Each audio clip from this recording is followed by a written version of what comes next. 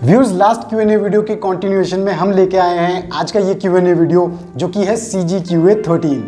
आप देख रहे होंगे हमारे बिल्ली को जो कि टेबल से हट ही नहीं रही थी, तो हमने सोचा इसी के साथ ही Q&A वीडियो को शुरू करते हैं। तो आज के इस Q&A में हम कवर करेंगे आप सभी के बाकी पेंडिंग क्वेश्चंस। ध्यान दें, CGQA 12 और आज के इस Q&A के बाद पोस्टेड सभी क्वेश्चंस को हम कवर करने की कोशिश करेंगे CGQA 14 ऑनवर्ड्स। आज के क्वेश्चंस भी काफ़ी ज़्यादा इंटरेस्टिंग हैं, जिनके जवाब से आपको इंडियन कॉइन्स के बारे में काफ़ी कुछ नॉलेजेबल सीखने को ज़रूर मिलेगा। सो हेलो एवरीवन, मेरा नाम है रोहित और मैं एक्सक्लूसिवली बात करता हूँ इंडियन कॉइन्स यानी कि भारतीय सिक्कों के बारे में, जिन्हें हम देसी भाषा में कहते हैं चिल्लर। सो वेलकम टू चिल्लर ज्ञान।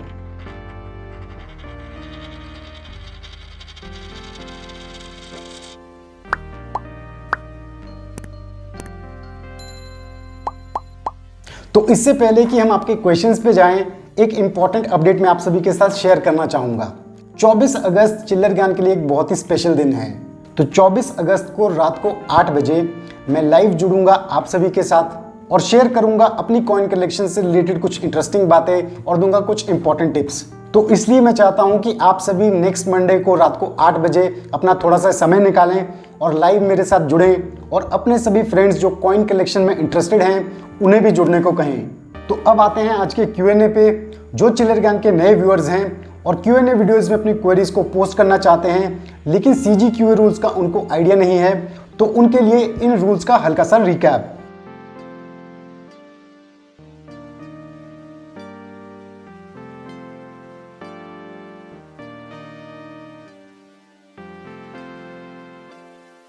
आप सभी को इन रूल्स को स्ट्रिक्टली फॉलो करना है, क्योंकि तभी आपके क्वेश्चंस Q&A वीडियोस में इंक्लूड किए जाएंगे।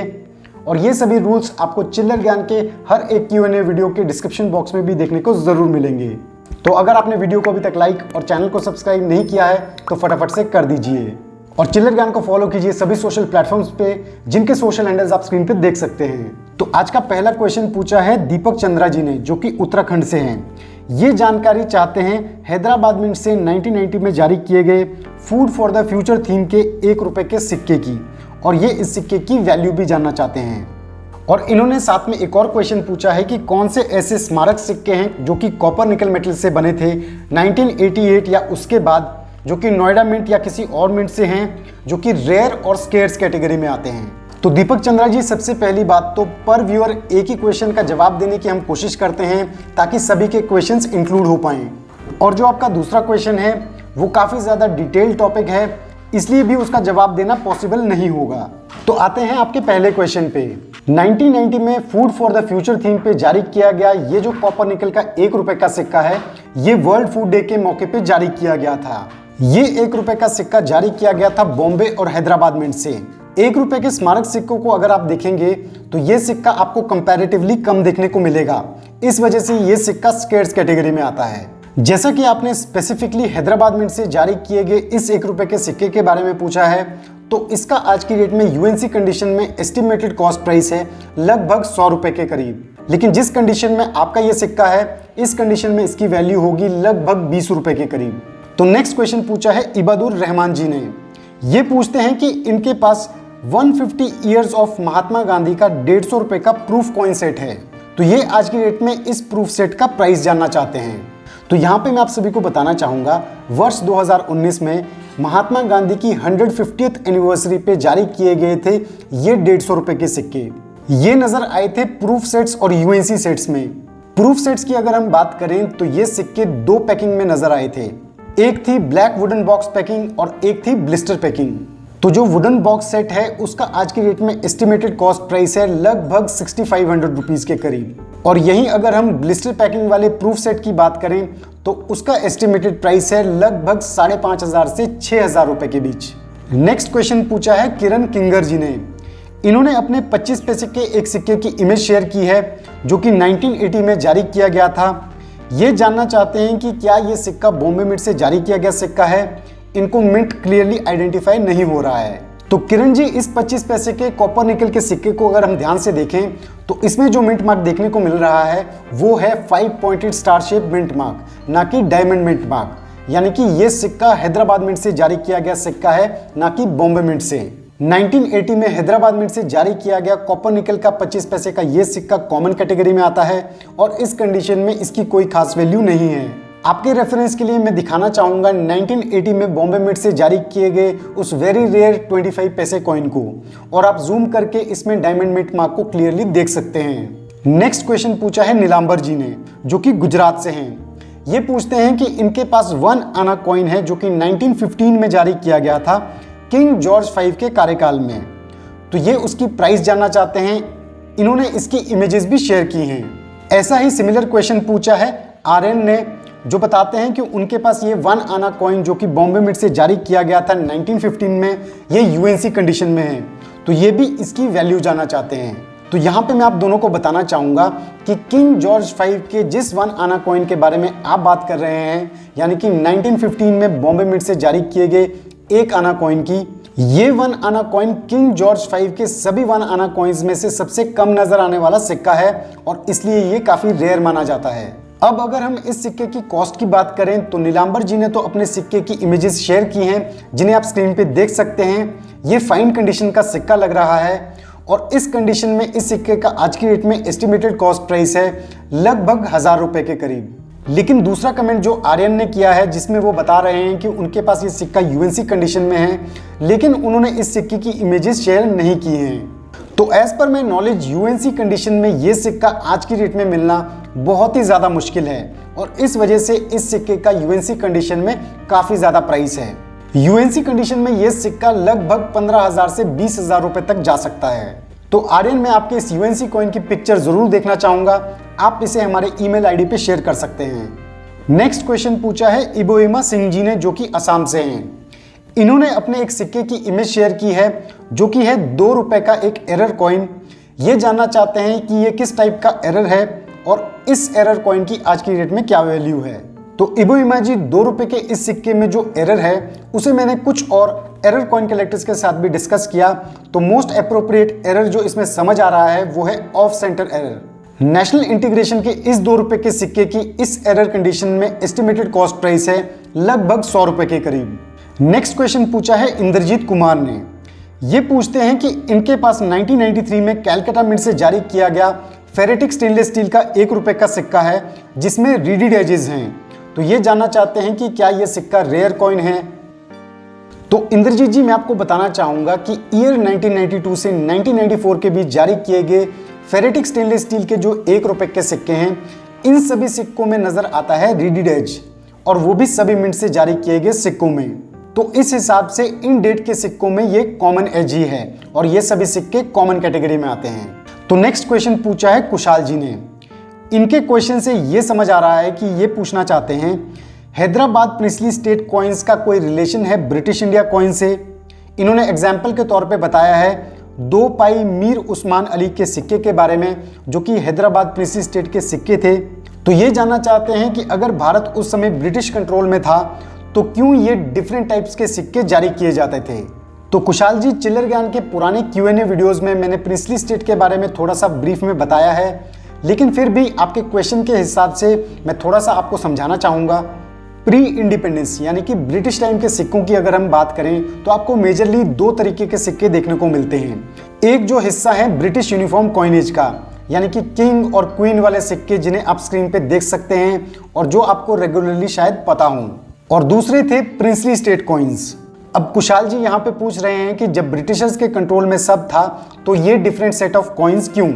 तो यहाँ पे मैं आपको बताना चाहूँगा कि पूरा नेशन भी 100% ब्रिटिशर्स के अंडर नहीं था। उस टाइम बहुत सारे छोटे छोटे प्रिंसली स्टेट्स होते थे जिनके अपने खुद के राजा भी होते थे, लेकिन ये प्रिंसली स्टेट्स और इनके राजा एक अलायंस यानी कि संधि के तहत ब्रिटिशर्स के साथ कहीं ना कहीं जुड़े हुए थे, जिसका ये मतलब है कि ये ब्रिटिशर्स के कंप्लीटली अंडर भी नहीं थे और कहीं ना कहीं उनसे लिंक्ड भी थे, जिसे मैं आपको एक एग्जाम्पल से समझाना चाहूँगा। इन प्रिंसली स्टेट्स का जो राज्य था वो तो इन राजाओं का होता था, लेकिन जो इनकी फौज होती थी वो इनकी अपनी फौज नहीं होती थी, वो इन्हें ब्रिटिशर्स प्रोवाइड करते थे और उसके लिए इन राजाओं को कुछ फीस देनी पड़ती थी। तो ये ब्रिटिशर्स और इन प्रिंसली स्टेट्स के राजाओं के बीच एक संधि थी। तो ऐसे ही ये प्रिंसली स्टेट्स जिनके अपने खुद के राज्य थे, ये अपने कॉइन्स भी जारी करते थे। ऐसे ही हैदराबाद प्रिंसली स्टेट उस टाइम की सबसे बड़ी प्रिंसली स्टेट्स में से एक थी, जिसके अपने खुद के सिक्के भी थे, जैसा कि आपने बताया 2 पाई मीर उस्मान अली का सिक्का। आई होप आपको थोड़ी सी क्लैरिटी मिल गई होगी। नेक्स्ट क्वेश्चन पूछा है आकाश लोधा जी ने। ये पूछते हैं कि इनके पास 1989 में जारी किया गया 25 पैसे का कॉपर निकल का डेफिनेटिव कॉइन है, जो कि कैलकाटा मिंट से जारी किया गया था। तो ये इस सिक्के का प्राइस जानना चाहते हैं। तो आकाश, यहाँ पे मैं आपको बताना चाहूँगा कि 1989 में कैलकाटा मिंट से जारी किया गया कॉपर निकल का 25 पैसे का ये डेफिनेटिव कॉइन थोड़ा सा कम देखने को मिलता है, इसलिए ये स्केर्स कैटेगरी में आता है। फाइन कंडीशन में तो इसकी वैल्यू लगभग 20 रुपए के करीब है, लेकिन यूएनसी कंडीशन में ये सिक्का 50 रुपए तक जा सकता है। नेक्स्ट क्वेश्चन पूछा है अनुराग खंडेलवाल जी ने, जो कि महाराष्ट्र से हैं। ये पूछते हैं 50 ईयर्स ऑफ भेल, यानी कि भारत हेवी इलेक्ट्रिकल्स लिमिटेड के 50 वर्ष पूरे होने पे जारी किया गया जो 5 रुपए का सिक्का है, वो इनके हिसाब से बुक्स में बॉम्बे और कैलकाटा मिंट से ही दिया गया है, और इनके पास हैदराबाद मिंट से भी जारी किया गया सिक्का है। तो अनुराग जी, मेरे हिसाब से जिस बुक को आप रेफर कर रहे हैं वो लेटेस्ट एडिशन की बुक नहीं है, इसलिए उसमें सिर्फ बॉम्बे और कैलकाटा मिंट के सिक्कों के बारे में बताया गया है। लेकिन भेल थीम के ये 5 रुपए के सिक्के बॉम्बे और कैलकाटा मिंट के साथ साथ हैदराबाद मिंट और नोएडा मिंट से भी देखने को मिलते हैं। नेक्स्ट क्वेश्चन पूछा है जुल्फिकार अली जी ने। ये पूछते हैं half price Victoria empress coin, जो कि 1894 में जारी किया गया था बीकानेर स्टेट द्वारा। ये इनके पास फाइन कंडीशन में है, तो इसकी आज की डेट में क्या वैल्यू होगी?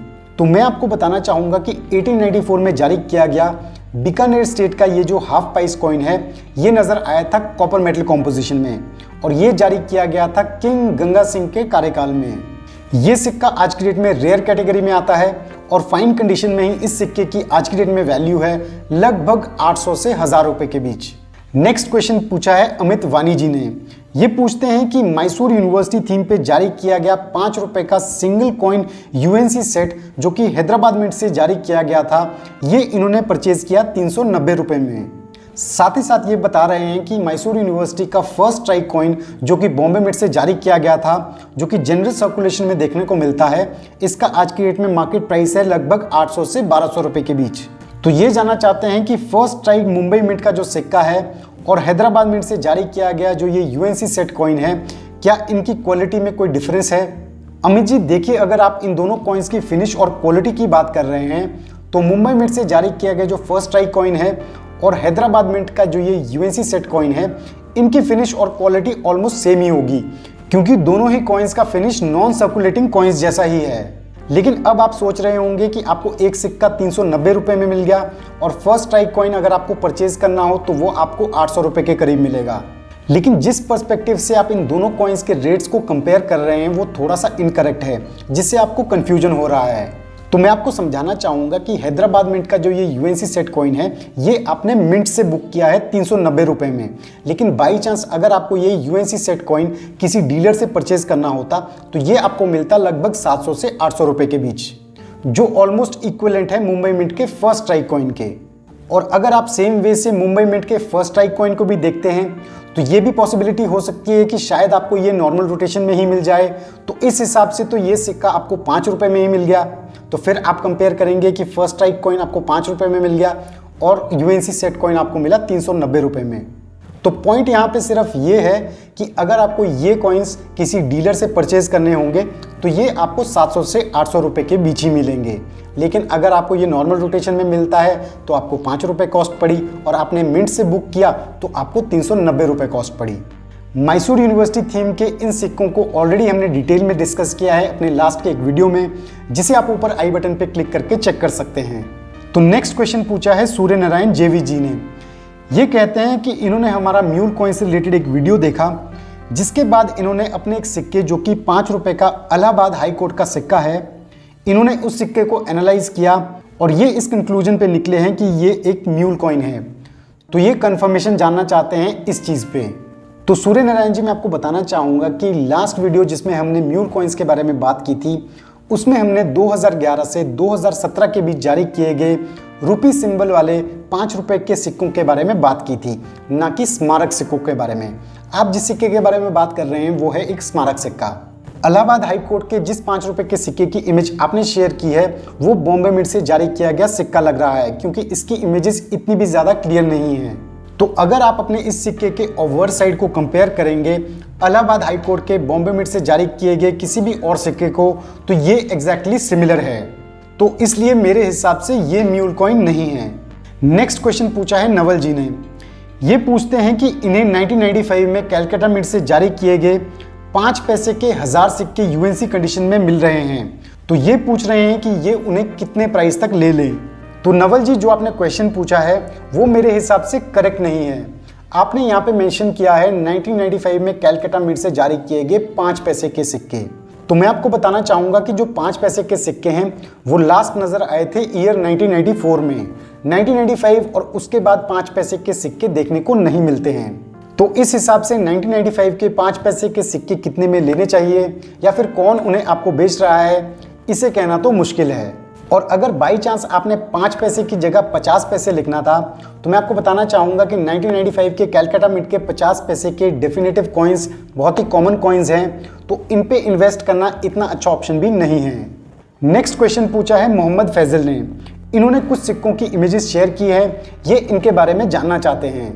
तो आपके ये जो सिक्के हैं ये है किंग जॉर्ज 6 के 1 आना कॉइन्स, जिसमें हमको देखने को मिल रहे हैं 1942 में जारी किए गए बॉम्बे मिंट के 2 सिक्के और 1944 में कैलकाटा मिंट से जारी किया गया 1 सिक्का। ये तीनों ही सिक्के आज की डेट में कॉमन कैटेगरी में आते हैं और इस कंडीशन में एक सिक्के का एस्टिमेटेड कॉस्ट प्राइस है लगभग 50 रुपए के करीब। नेक्स्ट क्वेश्चन पूछा है फाहिद कुरैशी जी ने। ये जानना चाहते हैं 50 पैसे का सिक्का जो कि 1960 में मुंबई मिंट से जारी किया गया था, जिसमें रुपए का आधा भाग लिखा है, उस सिक्के का आज की डेट में एस्टिमेटेड कॉस्ट प्राइस क्या है।